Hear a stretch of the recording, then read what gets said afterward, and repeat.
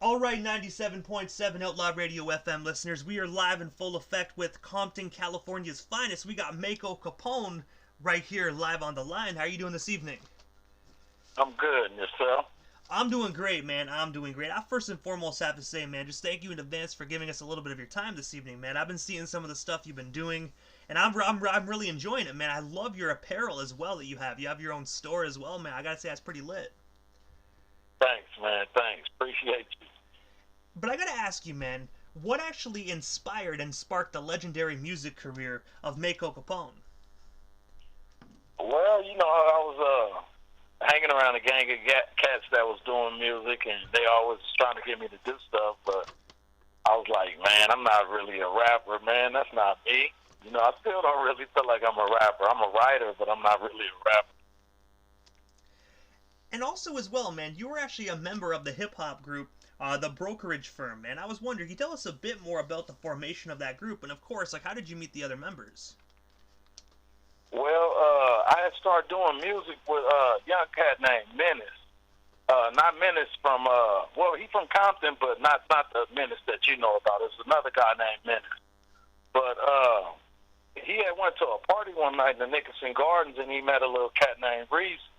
And he came back to the studio. He was like, hey, man, you got to meet this dude. This dude's fire. So I'm like, bring him through.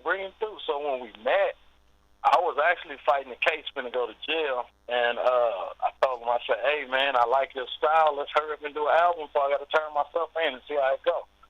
And the rest is history.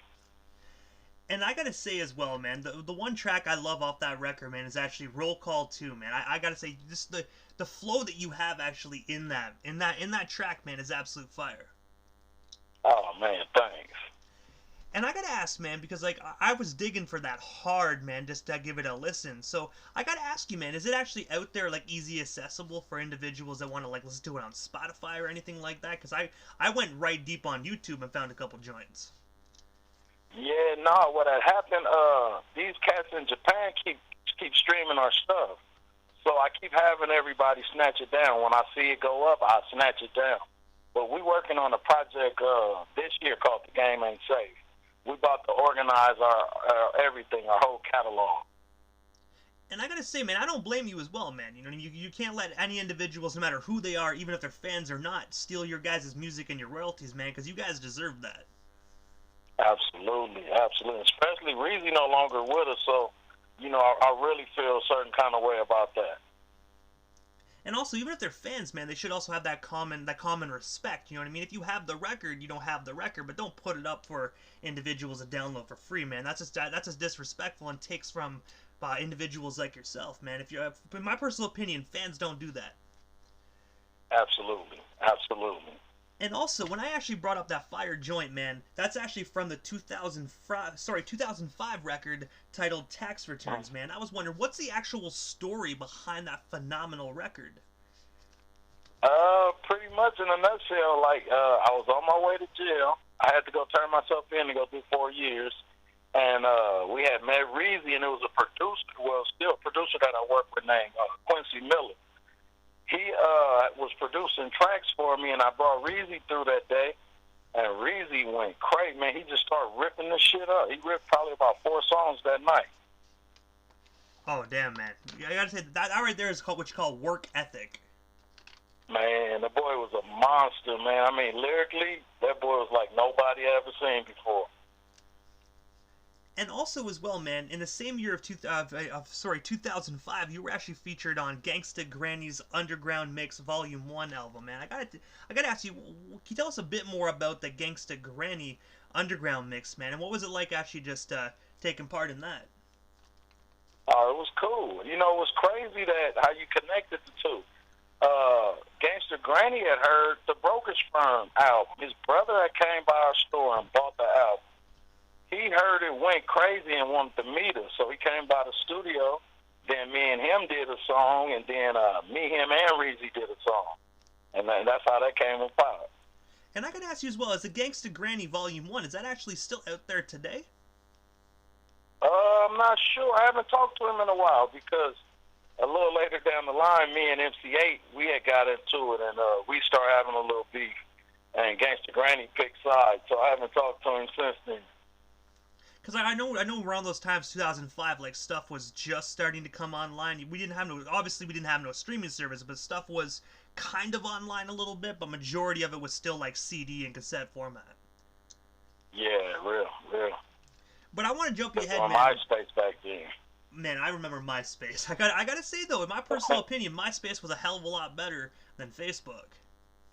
Oh, hell yeah, because it was really designed for musicians. Man, I used to meet so many people via MySpace. MySpace will launch your career. They trying to make it where they can monopolize, you know, who get on and who don't get on nowadays. I remember back in the day when I was on MySpace, man, my cracker ass actually ran into Daz Dillinger, and everybody was telling me it was a fake profile, man, but something told me it was real, because it's like you said, it's meant for musicians, right? He never accepted my friend request, but hey, you know, it is what it is, right? Yeah. But also, man, in 2008, you actually dropped the album Street Codes. I have to ask you, what's the story and inspiration behind that phenomenal record? Oh, that's another crazy record. What had happened, me and Chill had hooked up from Compton Most Wanted, and we recorded a record. We recorded the Street Code album. So when the record was finished, he didn't want to stand behind it because he had said some things about MCA, and I think they were kind of like making back up or whatever. So he didn't want to stand on the songs we did where we were dissing hate. So he pulled out. When he pulled out, I dropped some of the songs he was on, did a couple more songs, and put it out there. And I gotta say, man, you have some phenomenal individuals on that record as well. You got like King T, you got Suicide, Little Half Dead, man. You got a gang of legendary West Coast artists on that record. Absolutely, yeah. That was a fun record to put together. Man, I gotta say, I most definitely agree, man. My favorite on that record is actually track 10, man. Like We Up with the one you did with King T. I gotta say, man, you guys had such phenomenal chemistry on that one. Yeah, that was a crazy record. That's crazy you say that because I went to prison in Arizona, and they actually had the Street Code record where I could order it. So when I ordered it in there, hands down, that was the favorite song on the yard. That's actually pretty cool. Like, when you were out, did you know that you could actually order it when you were in the prison, or like was it a surprise to you, just sitting in there flipping through the canteen catalog, and you're like, oh shit, man, I can order my own record? Yeah, it was a surprise. Really, it was like, wow, now I could promote my shit in here. Hey, and you know what, man? The good thing is, as well, you know, by the looks of it, man, you're a very smart individual, so you must have owned your royalties, man. So at the end of the day, you're not really, you're paying for it, but you're still getting your money back when you actually get out. So, hey, man, it is what it is. Absolutely. Hey, that's the black experience. Sometimes you get to experience both sides of the wall. Look, I know this might sound like a weird question, but like when you were in there, could you actually get your royalty money, or did you have to wait until you got out to get it? Yeah, I had to wait to get out because the way I had it set up, I get it every 3 months, and then I have to actually get it. It gets wired to account, and I'm the only one who have access to the account. Hey, well, you know what? At the end of the day, you kind of gave yourself a loan. You know what I mean? Yeah, it was kind of crazy. But also, man, jumping ahead to 2015, you actually teamed up with Black Iza on the album 12 Years a Slave, man. I was wondering, how did yourself and Black actually get connected? Black Issa, we actually been childhood friends. So, you know, when he came, because he had went on vacation, when he came back, he told me he had some raps. So we clowning. I'm like, man, who rhyme book you stole? So we got in the studio and started putting some stuff together, and I was like super impressed. We got some new stuff that we're working on called The Game Ain't Safe, and that shit is like bananas. And I was actually going to say, man, that's actually, I have that question actually near the end of the interview. But when we're on the topic of that, I know it's up and coming, so you probably can't drop too many gems about it. But what can our listeners actually expect from that when it does drop to the general public? It's gonna be more conscious, more like geared to what's going on with the Black Lives Matter movement, with you know, the police brutality, the cops killing, you know, unarmed blacks, and it's kind of like if you ever got a chance to check out 12 Years a Slave, it's kind of like that piece we did, but it's way more mature now. And also as well, man, you are actually with the label Factor House Records. I was wondering if you can tell us a bit more about that record label, and of course, who's actually signed with you right now.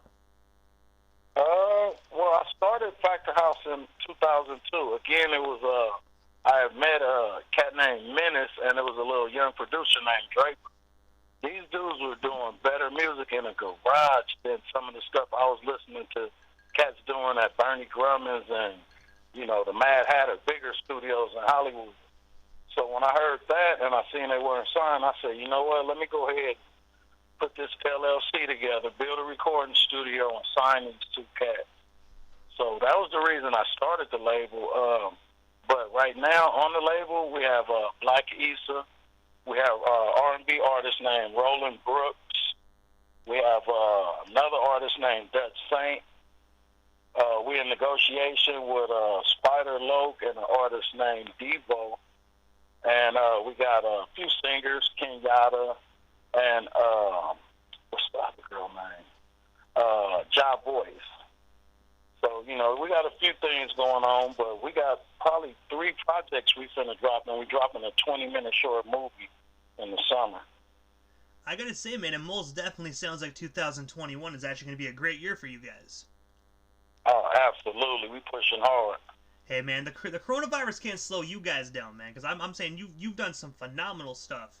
And speaking of phenomenal, man, this is the one thing that really, really intrigued me, man, was that you actually, as I brought up at the beginning of the broadcast, you actually own your own store called Made in Compton.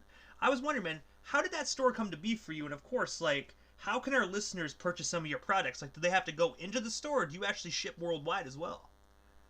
Oh, no, we ship worldwide. We have a website, www.madeincomptonstore.com. And, well, the craziest thing, I was finna go do a show in Bozeman, Montana, and I couldn't find a Compton beanie nowhere. And I'm like, this is bananas. Like, they closed the Compton swap meet. Can't find a damn Compton beanie. So what I did, I went downtown L.A., still couldn't find them. So I ended up buying a one-stitch, the embroidery machine, and I started making my own. And from there, it just turned into T-shirts, the jackets, everything. And I gotta say as well, man, like I actually have the website up right now, and I'm just taking a little gander at it. And you have some phenomenal products, man, for some phenomenal prices as well. Like, I gotta ask you, man, like how long have you actually had the store for? And like, you know what I mean? Like, what other than shirts, like what other products do you currently have? We opened in 2008 at the same location we at now, and we got everything. We got everything from keychains to fanny packs to shot glasses, wine glasses, coffee mugs, sweatsuits, bomber jackets, custom socks, custom hats, custom bucket hats, custom beanies. Pretty much everything but the shoe. You can get fully dressed in our store. You just probably have to hit the Foot Locker up the street to finish it off. And I gotta say, man, the one shirt that I really like that I'm probably gonna actually purchase when we get off the air here is actually the Compton Adidas t-shirt, man. I love my Adidas, and I most definitely love Compton hip-hop, man. So put those two together, makes for a fire shirt. Absolutely. Absolutely. But I gotta ask you, man, other than the store, the record label, and yourself and your artists working on new projects, what is next for Mako Capone, man? Is there anything I missed? Anything else you still want to talk about or promote? Will we still have you here live on the Canadian airwaves? Yeah. We got 2 projects we about to drop. The Game Ain't Safe, and then we dropping Made in Compton album. It's gonna be bananas. The Game Ain't Safe, we got a 20-minute short movie. It's going to be like an interactive movie where kind of like Bear Grylls, you want to see him eat the berries, you want to see him eat the maggots. It's kind of like that, but every decision you make takes you down another road. So it's basically letting you know how tricky it is being, in the inner cities, not just being black, being brown, being black, being whatever it may be if you're a group that's being targeted. So it's kind of like, it's fun, but when you see the outcomes of your decisions and then you watch it again and you pick other decisions, you're gonna be like, oh, okay. It's kind of like what's really going on. It's almost like the game of Monopoly imitating life. Hey, man, it most definitely sounds like a phenomenal project. Okay. But also, Mako, so this is the time in the interview, man, that I give a chance for the individual that slides into the radio station airwaves. Just a chance quickly right before we wrap things up to give shoutouts to whomever they want to give shoutouts to. But of course, your social media handles. That way our listeners can follow yourself and the Made in Compton store if they're not already doing so. On Facebook, you can follow me under my government, Ronald Monk, or you can follow the Urban Hustle page. That's the Made in Compton page, but that's the name of the clothing line before we turn Made in Compton, switching everything over. And Instagram is Mako Capone on Instagram, and it's Made in Compton store. Twitter is Made in Compton store, and it's Mako Capone. I haven't gotten to the TikTok yet. But I gotta say, first and foremost there, Mako, thank you so much, man, for just taking the time out of your busy evening and coming on 97.7 Outlaw Radio FM. It most definitely was an honor and a privilege, man. I hope down the line we can make this happen again sometime soon. Absolutely. I'd love to play some of my new stuff on the air next time. Hey, man, most definitely. I'll tell you what, man, after we get off, I'll send you a message with my email. Send me whatever songs you want in the station's rotation, and I'll make sure I place it in there ASAP. Okay, sound like a plan. Hey, man, most definitely. Thank you so much, Mako. Have yourself a wonderful night, man, and most definitely stay safe out there out in Compton. All right, I appreciate you having me on, too, and thank you. You are most certainly welcome, man. Have yourself a great night. All right, you too, mate.